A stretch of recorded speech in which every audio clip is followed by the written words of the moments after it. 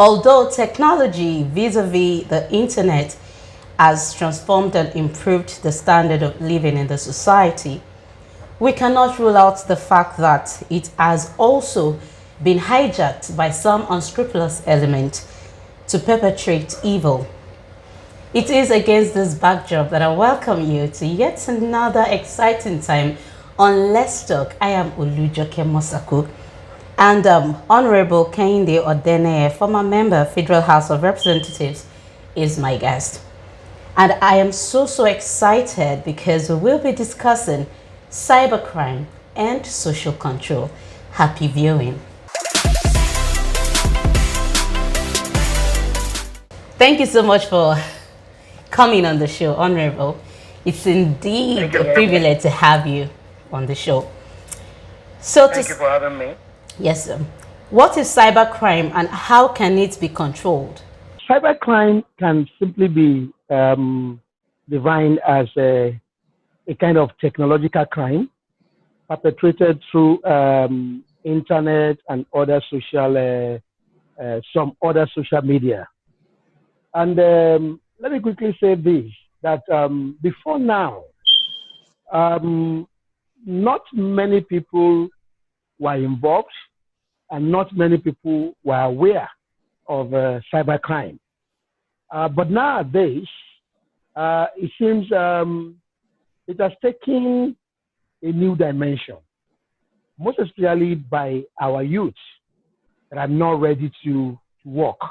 They're not ready to do anything but to go into cybercrime because it seems it's so easy for them to make their way through cybercrime and become rich suddenly.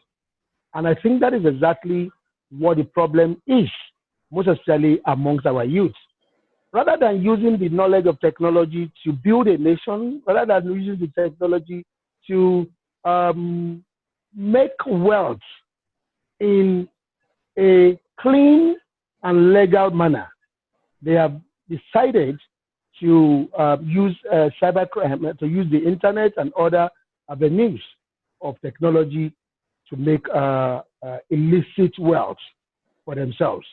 And this is really damaging because most of the youths and the upcoming ones are not even ready at all to. You can imagine when you see your mate that you finished secondary school together, that has not even attended any higher institution, and you have struggled to go to, your parents have struggled to send you to higher institutions, you have come out, you have served your nation during normal 1 year service, and you're still roaming about the street not getting a job. And you're now seeing your, secondary school mate driving a Mercedes-Benz latest car without any particular line of business, without any paid employment. You see, the next thing that readily comes to your mind is that, oh, how I wish I can be like this. And that is what is in their heads. So rather than using technology for advancement of the nation and the public, it has become something else entirely. And how can it be controlled? You see, the bulk of control measures actually should be saddled with the government. Luckily, in Nigeria, here we have the Ministry of Technology, Telecoms and Technology. We also have the NCC, that is a National Communication Commission, that is in Nigeria here. I expect that these two agencies of government should be able to ensure adequate tracking of the bandwidth and everybody that is going in and out of the space, for them to be able to identify them, and where any one of them is involved in any form of crime, even before the crime is perpetrated, there should be a way, there should be a means of stopping that crime from being done. Although, do not also forget that sometimes those frauds and crimes are not committed in the country of residence of the people. person perpetrating, the person perpetrating the crime. Sometimes they go ahead to use the numbers of the country, of the home country of the person to be defrauded. So it simply means that there must be a collaboration of all the nations, of all countries, technology institutes in all the countries of this world must come together to ensure that there is adequate tracking of every person and activities that are in the space, so that it has gone beyond talking about America or Nigeria now. It is going to involve the whole nations, because they sit down anywhere and they do it. So it is a serious challenge, because ordinarily you will have thought that no, an American citizen, for instance, should be knowledgeable enough to know that he's being scammed. Unfortunately, there is no one that cannot be scammed. So the government of every nation needs to stand up to fight this fight. Yes, I know that FBI, for instance, the EFCC in Nigeria, and some other agencies of governments of other countries have also instituted various agencies that should fight corruption. However, they will only be able to do that when the corruption or fraud has been committed. But we must look for ways of stopping the corruption or the fraud or the scam or the crime from being committed. And the person that is perpetrating this crime must also be apprehended and made to face the law. When such a person is made to face the law, yes, it will go a long way to stop the further commitment of this crime. Okay, so using Nigeria as a case study, the arrest of 80 Nigerians sometimes back, and then the recent development of Hush Puppy, Mr. Woodbury, and there was a time we also got to know that somebody was also arrested as regards hijacking or hacking precisely the migration sector of the United States, and basically giving a couple of his family members social security or citizenship, if I may call it that way. And these people were also arrested by the FBI in conjunction with the Dubai CID, if I'm going to use that, and others who we do not even know about. Now, this has placed Nigeria on the caution list, if I may use the word red light. As a former House member, what would be your suggestion to the Nigerian government to help channel the intelligence of Nigerian youths to a judicious use? First and foremost, as I said earlier, there's a need for collaboration. We must stop the crime from being committed before. We shouldn't wait for the crime to be committed before we start fighting or looking for who has committed the crime. And as a former member of the House of Representatives, I think the Nigerian legislative arm must come up and rejiggle the various laws relating to cybercrime and ensure that the coverage is very nice and very good. Again, there must be a serious punitive measure put in place to deter and discourage anyone that wants to go into cybercrime. Nigerian legislative arm of government must also work hand in hand with the Nigerian Communication Commission and the Ministry of Telecommunications and Technology to ensure that not just fighting the crime after it must have been committed, but rather find a means and ways of ensuring that these crimes are not committed. Again, let me also say that the Nigerian government, for instance, must also stand up and ensure that there is adequate provision of employment opportunities for the youth. However, they must ensure that they must control it from being, from the crime being committed. And at the same time, I said, the government must also provide employment opportunities for our teeming youths. When there's employment opportunity for the teeming youths, a lot of them will not want to go into crimes. Rather, they will want to do legitimate jobs that will earn them money. And this is going to affect positively, it's going to have a positive effect on the economy of. Okay, what mechanisms do you think should be put in place to checkmate cybercrime or criminal misdemeanor on the global level? Yeah, I said it earlier that there's a need for collectivity and collaboration. So how do you think they should be able to come together, knowing full well that some of these nations are better? We have the developed nations and the developing nations who does not have the wherewithal to the necessary facilities or stuff to actually curb this. Okay, sorry. The thing is this, it is very clear, even the developed nation we are talking about are being defrauded by the undeveloped nation, so to say. So that simply means that the developed nations must assist the undeveloped nations or the developing nations to ensure that they put everything adequately enough to fight this cybercrime. America cannot sit in America and say that, no, we do not want to bother ourselves with what facilities Nigeria has. Unfortunately, Nigerians are defrauding Americans. So, meaning that for America to ensure that its citizens are not defrauded by Nigerians, America must assist Nigerian government in putting in place all those mechanisms necessarily that will be necessary to fight this crime. So, in this case, we are saying that this cybercrime affects all nations of the world and not just one country.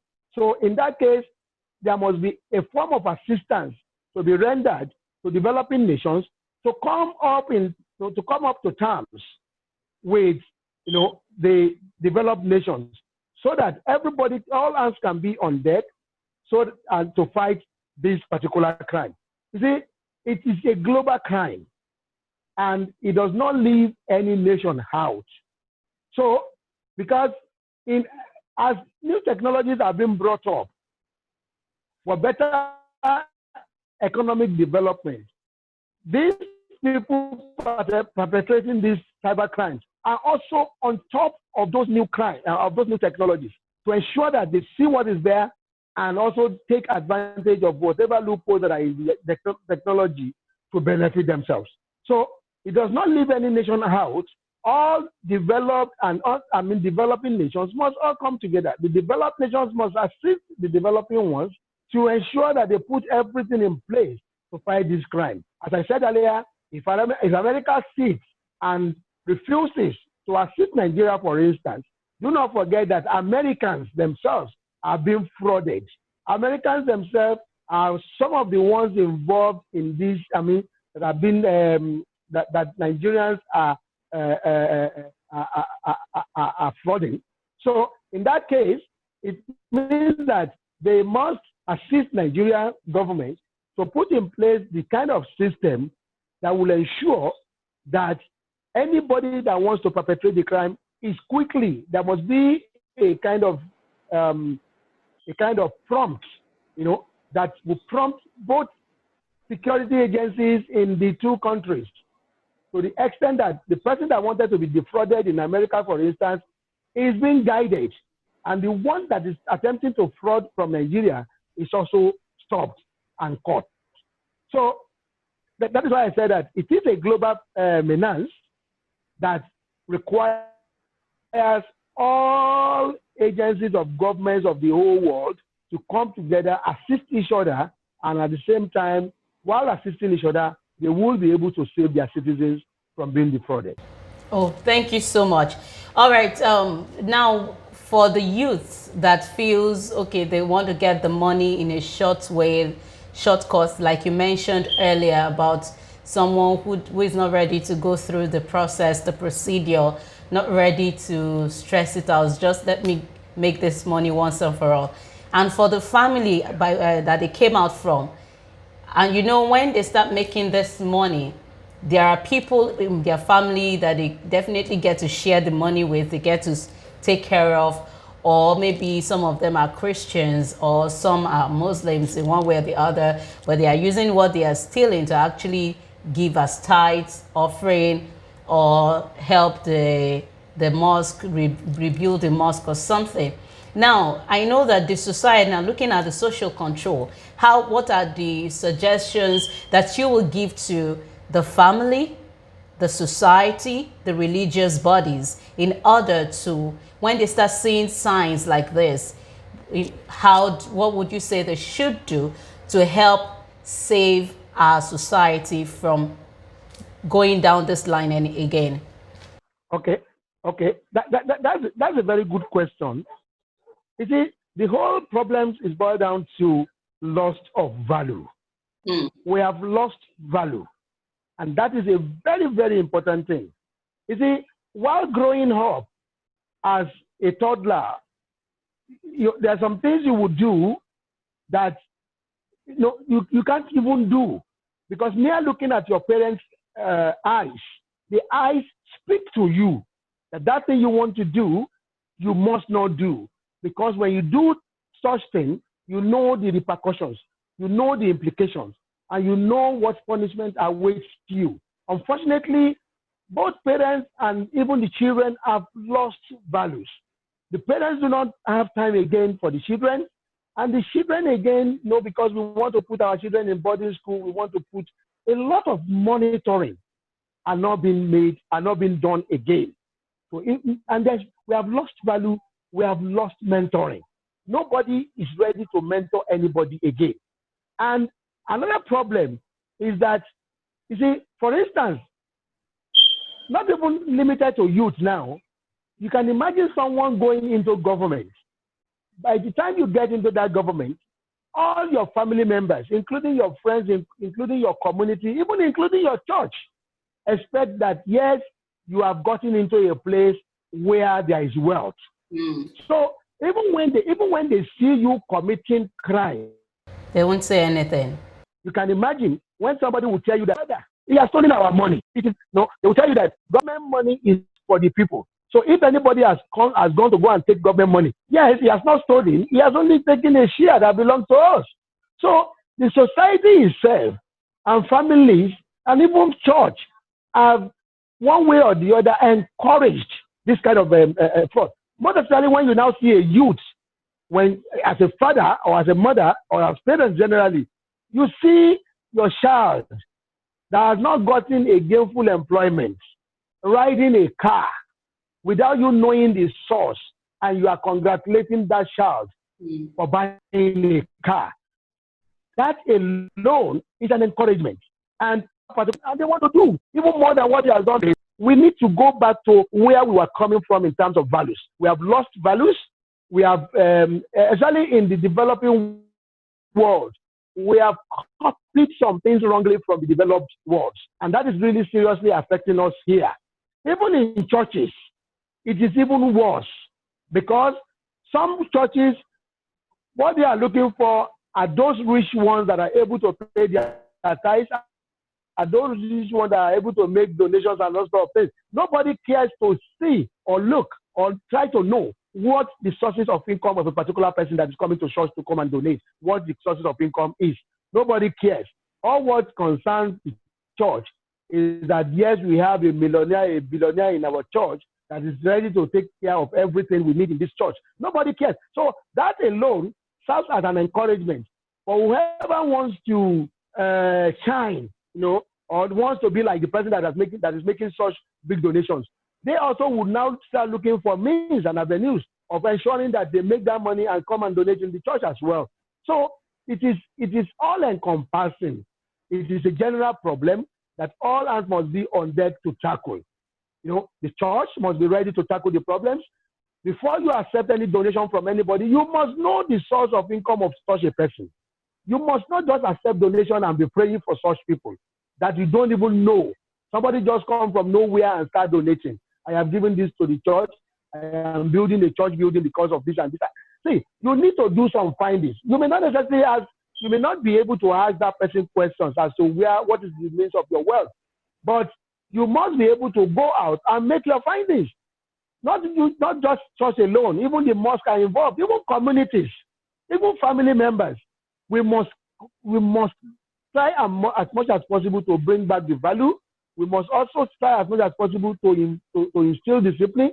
And we must try as much as possible to monitor our children so closely for us to be able to know. And we must engage them at all times. We must teach them the values. Even in schools, all these things must be brought back. We must be able to bring teaching of values into our classrooms so that you know that definitely if you work, you will definitely have money.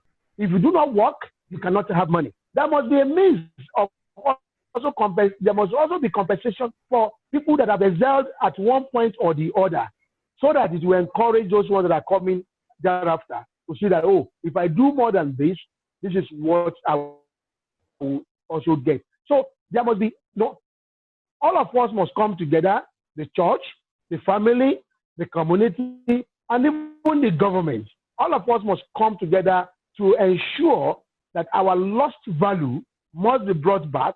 There must be mentoring, and there must be family values that must also be instilled, values and discipline that must also be instilled into our children. Parents must create enough time for their children. They shouldn't just be concentrating all their energy and effort in making money. They must try as much as possible. You are spending money on your children. You must also be mentoring your children to ensure that your money does not become a waste at the end of the day. Because when your child becomes a criminal, whatever investment you have put on such child has become a waste. So all of us must bring back we must put our hands on the deck, and we must all work together to ensure that we bring back the lost value we have lost, and so that we can now rebuild everything that needed to be rebuilt. Thank you so much, Honorable Kehinde Odeneye. You've actually spoken well, and I believe people out there too will be able to give in their best to make sure that we have a sane society devoid of criminal acts. And thank you too for being part of the show today. I hope you've learned something. We are all in this together. Let's endeavor to be our brother's keeper by helping ourselves do what is right. Until next time, I remain Olujoke. Bye for now.